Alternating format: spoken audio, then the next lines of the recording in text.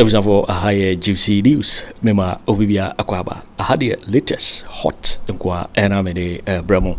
Anunti so you subscribe to channel dia bomodia say over subscribe. The way say over click the subscribe button no. Na wa barely notification. We understand new video be upload no. When the first person what's ebe kan sa video. Afi we are na wa like video no give us a thumbs up na fi share na ofoforo so na wenye bi enhwe na wo hu ensemo a ekoso ewo Ghana memo adam afi yebore ye ensemo a ababeto yepono so mumayitie eye sankomo ye ababeto dwa sansemo yekoso mumayitie ECG. I had the privilege of chairing the board in July. Because I'm a businessman, the first question I ask myself is that how can ECG award a contract? And when the contract is awarded, all the person does is deliver at the port, present bill of lading, and request for payment. I said, with the greatest respect, I don't want to use a word. This is Parliament. I was shattered. I said, how? And ECG would have to pay. So I realized that ECG was paying a lot of bills when they have not even had access to the goods. And when you ask them, I asked the procurement manager, director of procurement, a question. I said, why did he say, oh, chairman, this is the practice since. This is the practice. And they will bring you document. I listened to honorable member for Secondary, lawyer, you from Secondary, Kweku Annan, and I am adopting his submissions as though they were mine. The time has come. This politics, somebody says MPP, NDC, it's a system problem that I will any day support this minister to embark on reforms. How come containers at the ports, containers that have arrived, the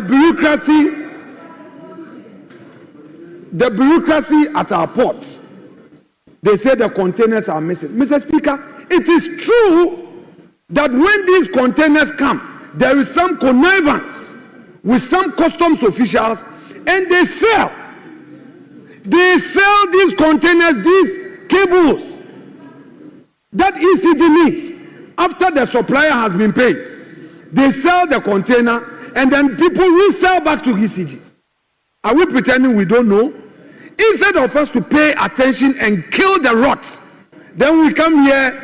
Then MPP, NDC, so now they say, oh, maybe it's happening on the MPP, it's happening on the NDC. No. An honorable minister, I know what you can do. If we can give you support to do it, you must adopt a posture, a non-partisan posture, and tackle the rots. But if we all want to approach it, MPP, NDC, Mr. Speaker, it will remain. NDC will spend 4 years, 16 years, 20 years. The same thing will be there. They will come into opposition, and the same thing would arise again. So we know that the handing over notes were prepared before January 7. Now, the new minister can only get access to the handing over notes when he's in office. How is it important that we need to drill down so that consumers of electricity who hold the ECG as the main distributor of power there, with all the fluctuations we tend to get and the consistent power cuts without communication, that we guard that agency very well, especially in relation to this very matter? Well, ECG is a crime scene. If the president says that Ghana is a crime scene, then ECG is an epitome of that. How do you make those conclusions, Mr. Oso? This is a company that, first of all, we are told by PricewaterhouseCoopers that they have 99 bank accounts, as against what the IMF even stipulates. This is a company where they go and collect 15.48 billion cedis and then only declares 10.4 to the people of this country. We don't know where the 5.3 went to. Even with the 10.4, this is a company that decided to pay only 6.5 billion out of that 10.4 to various institutions within the supply chain. And guess what? The company that does the collections for them actually was paid 402 million when VRE, that is generating the energy itself, got 412 million Ghana cedis. The collection company got 402 million. The VRA that is generating power is paid 412 million. And even with that, the collection company gets paid ahead of VRA.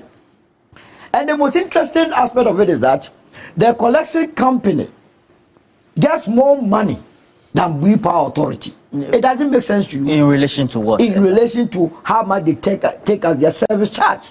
The revenue assurance. The revenue assurance. No, those that collect. Because they put together a system to collect revenue. What system? How can you get more money than the Power Authority that is generating the power? So that company over there is a semblance of a crime scene. ECG? ECG in this massive overhauling. ECG? ECG is a crime scene. I have said it here before that every procurement that they do at ECG is inflated by a factor of 150%. People thought I was joking. You understand? In matters where Afenyo Markins has not been invited, he quickly responds to it. This one is within your purview. You were the board chair. What is his position on this missing containers? Was it the case that the ECG itself didn't need the things that they imported? Because if really they needed all these things, why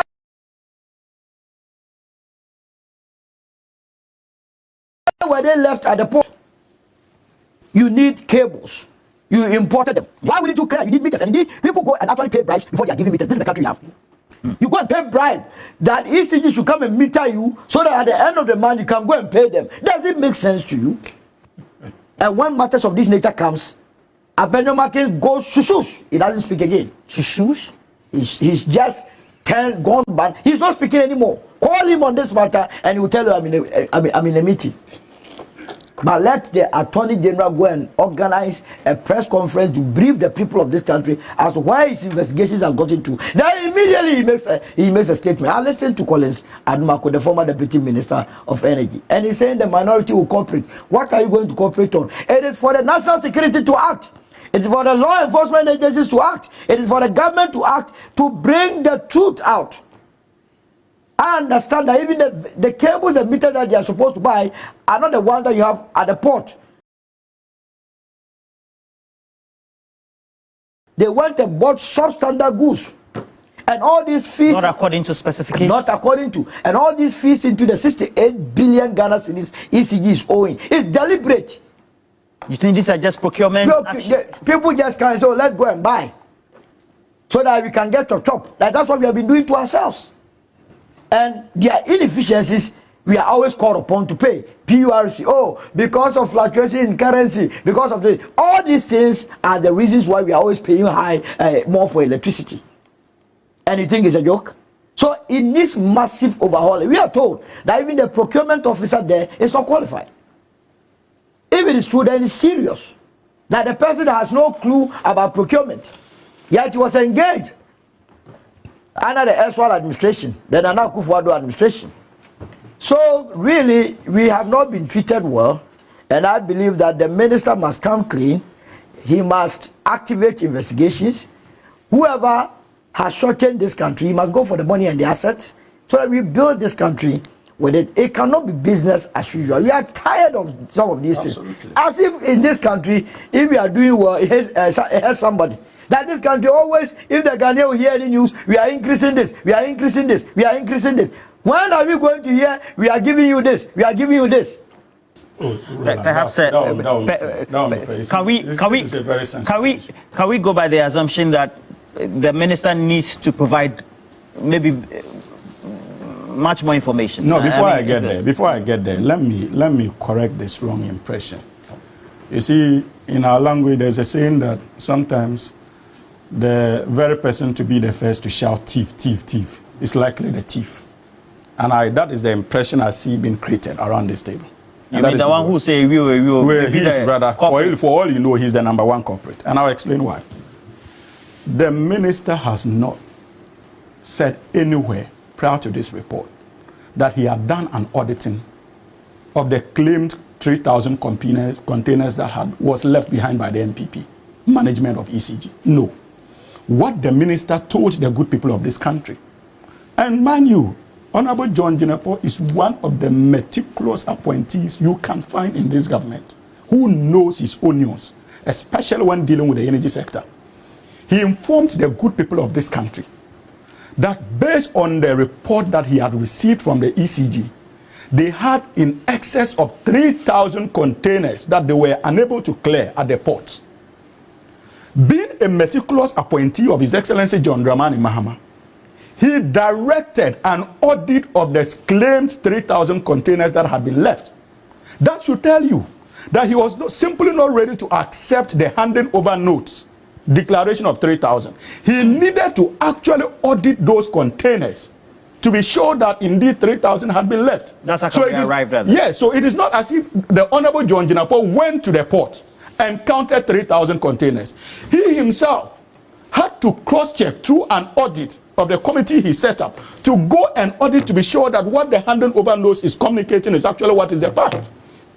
So he is equally shocked that based on the handing over notes, they can justify indeed that 3,000 3,000 containers were supposed to be at the port. But they have counted only about 1,000 something, and they cannot account for 1,300. And remember, the ports were not left ajar.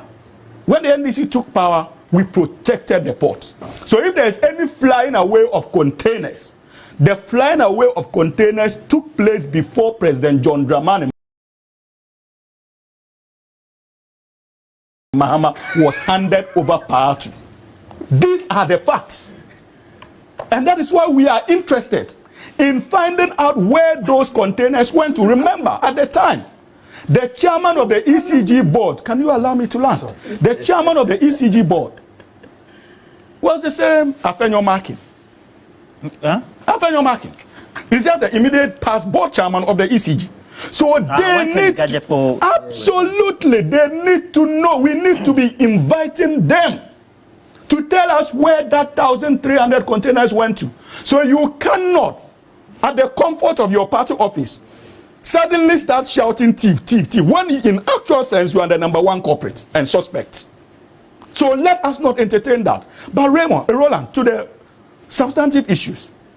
You see, we must appreciate the rot that is happening at the ECG and know that it falls in line with the concerns His Excellency President John Dramani Mahama raised in his first State of the Nation address. Remember, he told us that many of our SOC, state-owned enterprises, were indebted SOEs, and many of them were collapsing, largely because of reckless management. Today, what has happened at the ports, and the fact that even ECG, imagine the rot, Solo, ECG could not even get money to clear the containers, yet decided to engage 2 other companies and pre-financed one of them to continue with the clearing of something that they claimed that they didn't have money to clear. And so that is the kind of way this country was handled. Look at every state institution. It was run down. It was almost as if this country was an illegal mining site for NPP appointees to mine our resources away. But so it was not just in our bushes so and forests. Investigations would have to be. They were mining as far as the public is or not. I mean. No, but that's the point I'm making. But you see, Ghanaians must be hopeful that change has come.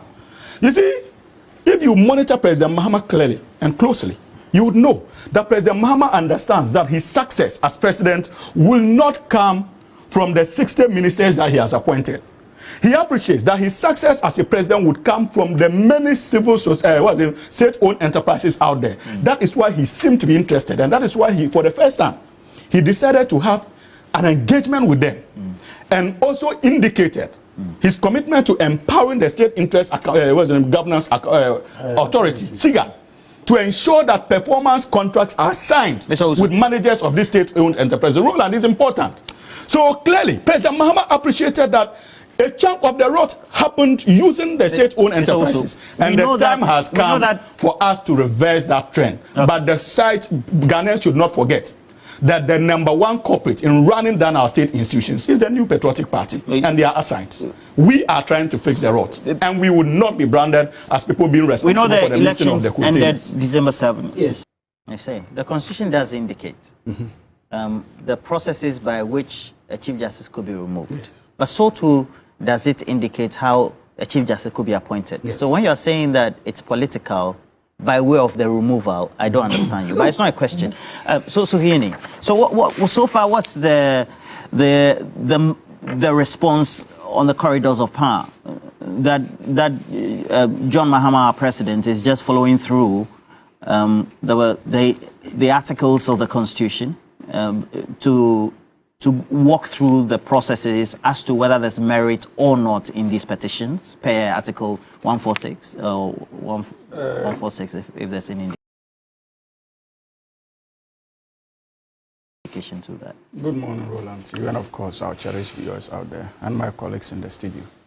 I think first of all, the information from the corridors of power is not different from what has been released by the Minister of Government Communications, Honorable Felix Ofosu-Kwakye, to the effect that 3 petitions have been received. And those petitions, in the words of the MPP, when President Nana Addo Run was President of the Republic of Ghana, the President is engaged in nothing at this stage except as being a conveyor belt, conveying it at this stage in line with the dictates of the Constitution. Yes, of course, in line with the dictates of Clause 6, Article 146 of the 1992 Constitution, where he is mandated to refer such petitions to the Council of State.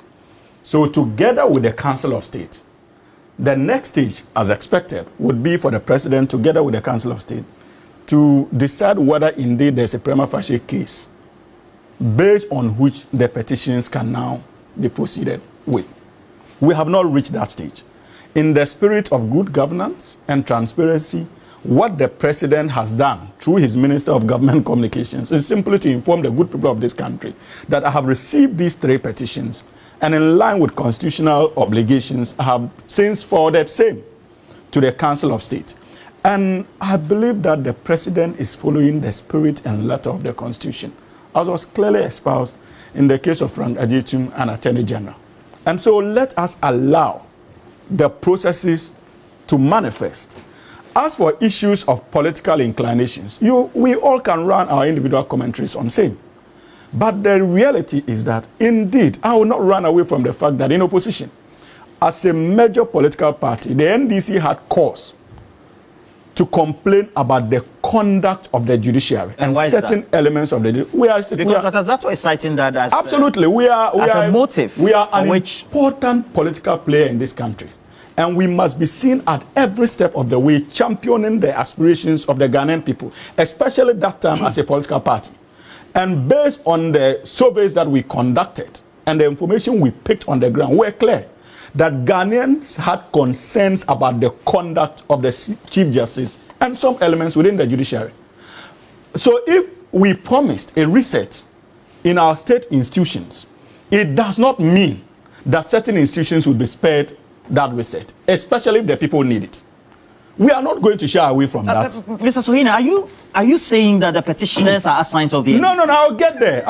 That is why I'm trying as much as possible to be candid. I'm not trying to run away from the challenges we raise with the Chief Justice. But all what I'm telling you is that those challenges are different from the concerns we raise. Indeed, when Professor Asare first submitted his petition to the President, the NDC was not in power. It was President Nana Addo Run who was the sitting president then. What we are simply doing is continuing with petitions that have been presented to the presidency. And we are forwarding same. It does not mean that the NDC will intervene in influencing the outcome of these decisions. But it is important for people to know, in the spirit of good governance, like I have indicated, that indeed, even in opposition, undoubtedly as a political party, we also had our concerns. But the NDC has not proceeded to present a petition to President Mahama to remove the Chief Justice. Indeed, under the laws, the NDC can do so, because it is a political party and it is interested in the welfare of this country. But we have not elected not to do so. Citizens have presented their petitions to the presidency. The President has forwarded saying, we do not not know whether at the end of the day President Mahama would say in consultation with the Council of State that a prima facie case has been established. He may say it has been established or it has not been established. So why are we in a haste to conclude that this is politically driven? So separate the fact that we had consensus in opposition as a political party from what is actually going on, because what is actually going on is in line with the law. Indeed, President Nana Addo Akufo Addo used the same processes and the law to remove the electoral commissioners and her 2 deputies. I'm sure you did not have any problem with it because he followed the due process of law according to you people, even though we had our reservations. Today, the ones... You mean Charlotte Osei? Charlotte Osei and the likes. Absolutely. But remember that even in opposition, President Akufo Addo also raised concerns about the conduct of the electoral commission and the issue of fairness. So, were we justified if we had also concluded that it was done politically? And yes, some of us raised those concerns, but if the truth is that the law courts is there for you to go and test whether indeed those things were done arbitrarily or done in accordance with the law. And all what we seek to do, I can assure you that if we conclude that the petitions establishes a prima facie case, we would not shy away from our responsibility as a political party and as a government in ensuring that the processes of the law take its due course. And that does not mean political interference. And I can assure you, trust me, I'm sure if you meet any Ghanaian today, they will tell you that there are issues with their judicial system. Were you proud about the outcome of decisions from the judiciary? Absolutely not. My brother Solo is here. Is that not the utterances from you and the position you hold by your principle? That is making Dr. Zato and he is forgiven. And the MPP make the conclusions that, well, this is politically motivated. Even though, of course, there are individual citizens who are... My point is that he is forgiven to reach that conclusion. Okay. But it does not mean that it is same. The fact that an opposition party criticizes the judiciary does not mean that when it assumes power and citizens exercise their right, it does not necessarily mean that that is the position of the political party. So the NDC shouldn't have criticized the judiciary. So we're also exercising our constitutional right by those criticisms. But the point I am making is that me, seated here, as far as my personal view is concerned, I can assure you on authority. So you're saying the Council of State advises the President that, yes, there's merit in these petitions? No, the Council of State is not advising the President. According to the principles as established in Frank Agyapong and Attorney General, they must reach the decision of prima facie case together in consultation with each other. So at this stage, it has nothing to do with an advice. It's a discussion. The 2 arms would engage to establish whether indeed there's a prima facie case that warrants the petition to proceed or not. And we are at that stage. So let us be patient. But personally, if you want my personal view, Raymond, to be honest with you. My name is Roland. Roland, sorry. To be honest with you, if I was not occupying this position that I'm occupying, personally, I would have also filed a petition. If you were a member of the Council of State, you would have... Not a member of the council. Okay. Just in my right as a citizen of Ghana, right. I am pretty much convinced that I would have also filed a petition against Mr. Usu, in the Constitution, Article 1466 does indicate that where the petition is for the removal of the Chief Justice, the President shall act in consultation with the Council of State, appoint a committee consisting of 2 justices of the Supreme Court, one of whom shall be appointed chairman by the President, and 3 other persons who are not members of the Council of State, nor members of Parliament, nor lawyers. And then he proceeds, the committee appointed under Clause 6 of this article shall inquire into the petition and recommend to the President whether the Chief Justice ought to be removed from office. Now, there are underpinnings, because public opinion also tends to sway for or against actions that are undertaken, even though they are constitutionally mandated or required. In relation to this very petition, for instance, do you think perception has, at this time, seemed to support the petitioners for the removal of the Chief Justice? Roland, let me greet you and say that anybody that questions this petition is insulting the intelligence of Professor. It's too early for you, Mr. Usu. And also even insulting. How do you make insulting the Chief Justice herself? Because the point is that there are grounds for which you can petition for the Chief Justice to be removed. It's a constitutional provision, no other than misconduct or incompetence. So is anybody complaining of this petition saying that the Chief Justice is so incompetent to defend herself on matters of misconduct or incompetence? That is why there's going to be a committee that will look into the matter. And at the committee stage, in fact, if a prima facie case is established, at the committee stage, the Chief Justice will have an opportunity to go and say her side of the story. So what is the big fuss about this? There's no fuss? People must give us a break. You understand? Professor Kwaku Annan grounded Asare. AKA Azar. Let's add the Azar. That's what people know. I hope it's not Azar. It's normal. Professor Kwaku Annan grounded his petition on the issue of misconduct or incompetence, and that cited the unilateral decision of the Chief Justice in appointing 5 appeal court judges to the Supreme Court, which is against the laws of the land. That if a Supreme Court, before someone gets to the Supreme Court, the Chief Justice, in consultation with the Judicial Council, will have to make that determination before a final decision is made. Is it a case, or was it a case that indeed took place? Now, if you read the petition carefully, Professor Kwaku Annan or Professor Kwaku Asare cited letters that suggest that the judiciary or the Judicial Council were never in the known as to what was happening. And that the Chief Justice was communicating directly with the President? Absolutely. That man past man. She was dealing directly with the President. Can you say man past man? Man past woman, woman past man. They were writing among themselves without the knowledge of the Judicial Council. That is not to say that was the position, but that is what the petition says. So it will only be fair that we go into the matter to establish the veracity of this claim. What is so big about this? In any case, anybody that's holding any public office, you were appointed. In the same way you were appointed, there is also a way of disappointing you. That is all your personal property. You are representing the people of this country. So you're saying that if you misconduct yourself, absolutely, then the laws must be applied. All of us must clap for the one. Even if you're setting if you have misconduct, the word is misconduct. If you have misconducted yourself, what business do you have being at post? But as we speak, there is no determination that she has misconducted herself. That is why it is even important for her own credibility that a committee is established to establish the fact that she indeed misconducted or did not misconduct herself. So why wouldn't you clap for such a position? In any case, whatever we do in our life is political in nature.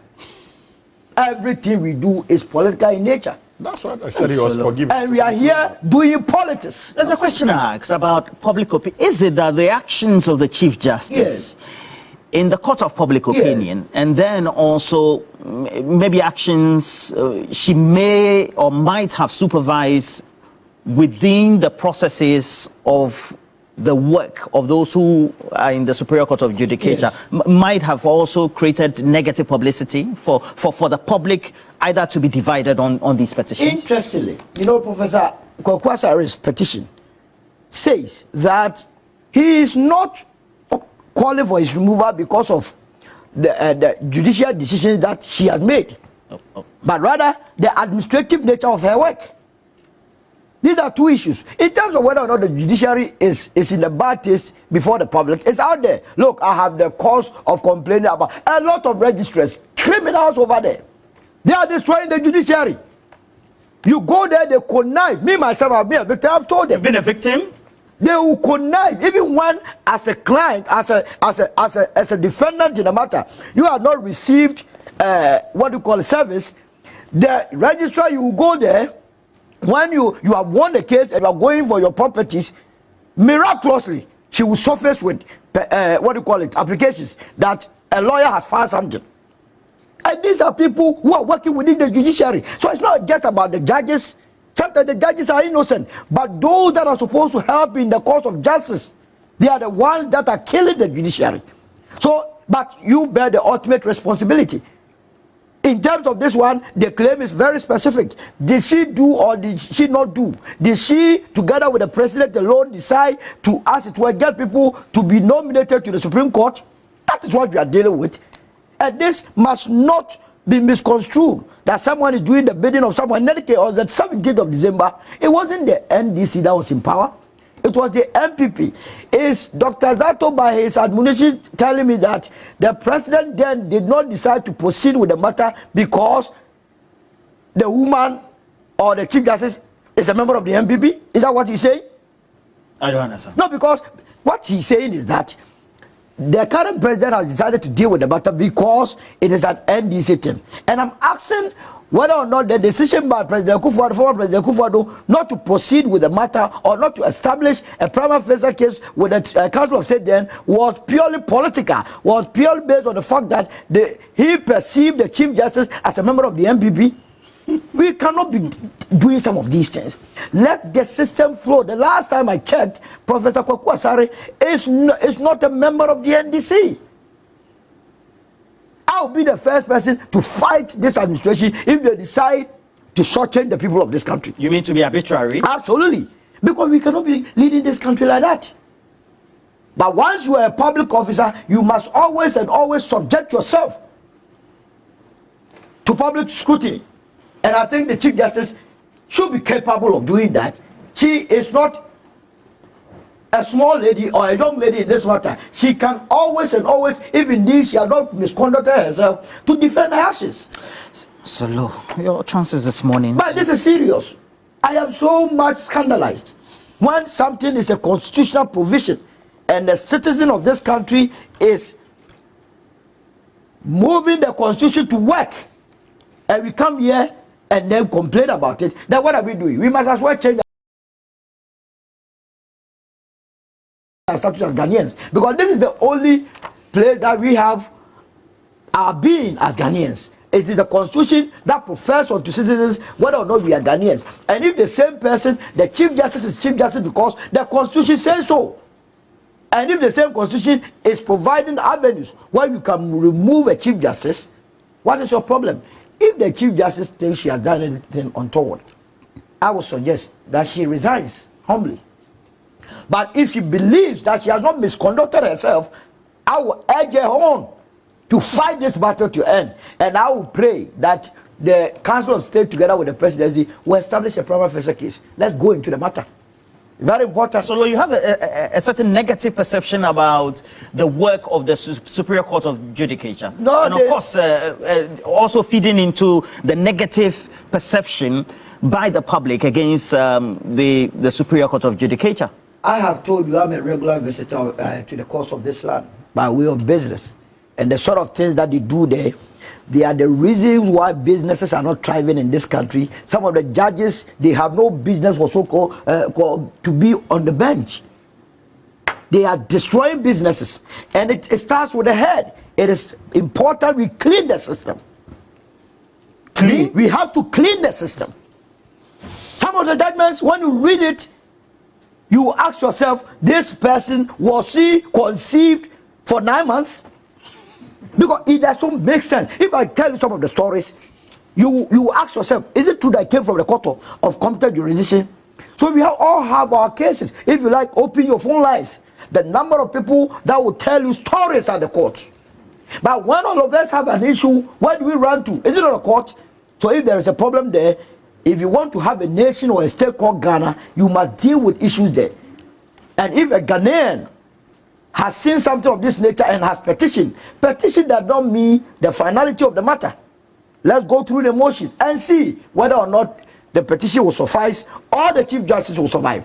And that is what I'm saying this morning. And you see, Roland, just for the purposes of information, it is important to state that the presidency has not just for information, it is important to state that the presidency has not indicated the faces behind these three petitions, and it is for good reason. This is still in line with the rule of law as expected. So we can all sit here and run assumptions as to who probably is behind those petitions. But those names have not been made public. I believe that the submission have been made is also based on Professor Kweku Asare's initial petition to the former president. But Dr. Zato, just veering away and come to the substantive matter for which we decided to invite all of you distinguished gentlemen to come and join us this morning. The minority leader is strongly complaining. The actions and then also the position of the Attorney General on some of these cases already even announced within the week. The concern he has currently is the fact that he feels there's a certain trial by media that the Attorney General is undertaking, and that if you have evidence, you think there's any case prima facie, and you have evidence, go to court. Don't be displaying yourself in the public. But on the other hand, there are also concerns that have been raised that the public wants to know. What do you say about that? Okay, what I say is this: when one of the things the former president, His Excellency Nana Akufo Addo, is like to have told his appointees is that every single appointee should stay in the country or should remain in the country and make him or herself available. I don't understand. Were you there when the former president was telling former appointees? Make themselves available to be held accountable for their actions or their inactions. So for me, it's not a big deal. I come from, I subscribe to a theory of accountability. A theory of accountability. And here I will define two types of accountabilities. One, there is what we can refer to as regime accountability. Regime accountability. And by regime accountability, I'm referring to situations where a president within his or her tenure holds his or her appointees accountable for their acts of omissions and commissions, and where possible prosecutes them, and if the courts find them guilty, jails them. That is my preferred form of accountability for public office holders. How do you explain regime accountability? That's what I've just said. And how that played out in the Akufo Addo-led government? I'm coming to that. There were people in the Akufo Addo administration who were either investigated or tried. But the point I'm making is that generally, I'm coming to a theory. Let me make this point clear. That this theory must be upheld. That if you are a president and if you have appointees and the appointees conduct or misconduct themselves through their actions or inactions, regime accountability means that you should be held accountable. But where regime accountability is unavailable or insufficient, then I will move to the second best option, which is post-regime accountability. I hypothesize that in a post-regime accountability system, a new government or a new president comes in, and that can continue or should continue the work that was supposed to be done but not done by the previous mission. In other words, if a new government now comes and finds that appointees of the government had misconducted themselves or can go ahead, investigate them and protect them. So either way, either regime accountability or post-regime accountability, the ultimate objective is that public office holders must be held accountable for their actions and inactions while they were in office. That's your belief? That's my belief. So I have no qualm whatsoever with anybody holding people to account for them. My point, what then happens is that, I'm asking the question, look at how much work that Honorable Dominic Attorney General has put into this work he's doing. He has gone to the full length of explaining to Ghanaians that I've done a lot of this work, there's a lot of these painstaking investigations. He's done this, now he's taking the case to court. The question I ask is, what if this case runs in court for 8 years? What if after 8 years or even after 4 years, he's moved from Attorney General to another place, a new Attorney General comes within the same NDC, and that Attorney General decides to file a nolle prosecute to dismiss the cases? How would you feel? That's a problem for you? That's a problem for me because it challenges. Why should that be a problem for you? It undermines the post-regime or the regime accountability structures. It undermines it because it tells people that play the system, game the system. Whatever you can do to delay any judgment, do it. Hope that there's a change of government and a new Attorney General. I'm telling this because of on hindsight. In the ambulance case, the case delayed for 8 years. It was done. In so many cases, and some of those cases for which the current auditor Attorney General filed a nolle prosecute. Yes. So look at in the Saglemi cases, in the other cases, the amounts of money were even more than this. Agreed. Yes. And Dr. Mahamadu Bawumia's government. Yes, but the Attorney General could have continued with my theory of what? Post-regime accountability. To still hold them accountable. Take on. It was alleged, let me say that, alleged that $200 million was lost in the Saglemi case. It was alleged that money. That now, right now, we don't know. I don't know what has happened. So it's gone. Another attorney general. This is my point. There was an attorney general who investigated, who put in all the hard work, who did it and took the case to court, flushed under into the toilet. Now another attorney general is doing the same, has done the same hard work. We were told Yoko, others have come in, state money, resources have been used to investigate this. It's going to court. By the previous government, there were cases that Roland, that the former attorney general had judgment for. Either way, case, for example, either way, the point I'm making is that So what's your point? My point is that we don't seem to want to hold people accountable because we are not respecting the regime and the post-regime accountabilities. Because the former people who were in that agreement, now they're all gone. All the knowledge prosecutors have gone. We've not retrieved any of the monies, or none of them too. Secondly, the amount of money spent on those investigations and all the hard work that the public servants, the dedicated public servants that did investigate, all that flushed into the toilet. But now we are starting the new ones again. My point, I'm praying and hoping that no matter what happens, that these cases get a hearing, that these cases get a ruling. I pray and hope that no attorney general comes and then uses his or her powers of what is it called, to throw away these cases. Because when you do that, it looks like you are being selected. You think the cases will outrun 4 years? I don't know. When the Seglami case went to court, we didn't know it was going to take that long. When the ambulance case went to court, we didn't know it was going to take 8 years. But it can happen. I don't know. Remember, I always tell you that I look at the political system because I'm not a lawyer. The question then is that on the one hand, you are holding people accountable for misusing $7 million. Yeah, absolutely. They should be. You should do that.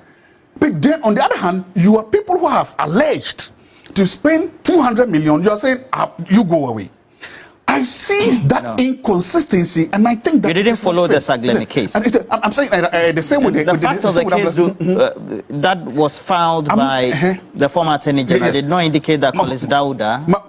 Again, remember that I'm not mentioning names. I'm just saying that when you're reading, as the first finally, there's something else I'm saying. Spend 200 million. I'm only correcting. I've not said anybody spent any money. I didn't say that. I said the case, it was alleged that this was the amount of money that went missing. I'm not saying anybody spent it.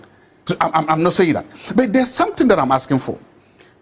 When Aboga Pele and Sedina Tamoklo were convicted, they were held accountable by the courts. Aboga Pele was convicted under John Dramani. I'm saying they were convicted by the courts. And they were... Sedina Tamoklo was convicted in absentia. They were convicted by the courts, and as I said, they were held accountable for their actions and their inactions. There's something that always happens that also helps to undermine the independence of the judiciary, like my brother Solomon was saying. Initially, especially in these countries, a high-level public servant goes to court. Because before you realize, a whole political party rallies around them. Sometimes even goes to court to try to subpoena them. The question, I'm saying that these actions and inactions that have been done by politicians also contribute to the over-politicization of the judiciary. And they also contribute to undermining the independence of the judiciary. I don't see any reason why a political party should get up, go to court, or hold president to seem to be supporting the party when the person has got the lawyers and the person is available to the justice system. Let's play our role, especially like political parties, MPs, people, by leaving the court to do. I don't understand. For example, when your party went with Afenyo, Markin, and everybody... It was wrong. I'm just telling you that all those... Are you saying that today, if you had won your MPship and you were in parliament, you wouldn't have accompanied them? The point I'm making is that you're asking hypothetical questions. I want to deal with real issues. But you're also dealing with hypothetical issues. No, I'm dealing with theories. The theory is not hypothetical. Yeah, because you made assumptions about 200 million. I'm saying that a case went to court alleging something, the case was withdrawn. That's true. Okay. Please. That's all I'm saying. A case went to court. They said this amount of this. The case was withdrawn. That's all I'm saying. I'm not saying somebody, I'm just saying it was withdrawn. A case went to court, they said ambulance saga, it was withdrawn. That's all I'm just saying. Okay. Now, these cases are coming, and we hear a lot of cases coming. My hope is that political parties will, just as they want their independence to be able to work, just as the legislature doesn't want anybody coming there trying to force them to what to do. They should stay there. Just as the executive, they want their independence to work, they should do that. I want all that to happen. But I also hope that nobody goes to court now trying to force the court to do its work now. Let the judiciary be independently do the work. But ultimately, the point I'm making is that it helps. We should all argue and work for both regime and post-regime accountability. And where any public servant is found wanted, either within the regime or outside the regime, we should allow the legal process to work, and the person given the chances. So long as their fundamental human rights are respected, we should let the courts decide and bring accountability, because we need to hold our public servants accountable for their actions and inactions. Waiting for winning somewhere about beto yepuno so make out say subscribe to channel idea bombshell say obe subscribe. Now fe we like video don't give us a thumbs up now fe share ma wo foforo so na when you be here na wo somewhere koso e Ghana memoir. Also wait me atchere wadwen afaye some way nyina ho e comment box no mo beti minkabi in my next video. Thanks for watching. Like and share the video. You can also drop your comment. Please don't forget to subscribe. Click on the bell to turn on the notification.